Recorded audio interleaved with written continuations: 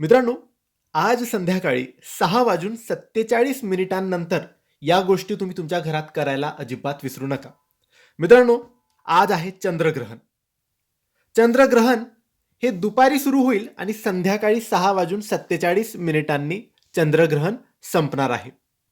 मित्रांनो, सकाळपासून 6 वाजल्यापासून सूतक काळ सुरू झालेला आहे आणि हा सूतक काळ संध्याकाळी जेव्हा चंद्रग्रहण संपेल 6:47 तेव्हाच हा सूतक काळ सुद्धा संपणार आहे.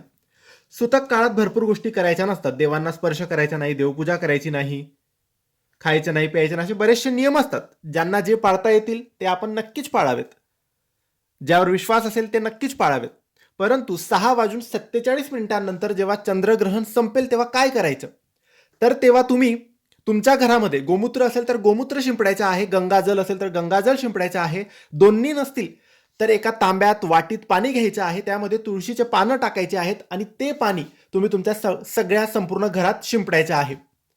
त्यानंतर सगळ्या घरातल्या लोकांनी अंघोळ करायचे आहे आणि देवांचे सुद्धा 6:47 स्नान घालायचं आहे आणि देवपूजा करायची आहे आणि त्यानंतरच आपण सगळ्यांनी जेवण करायचं आहे.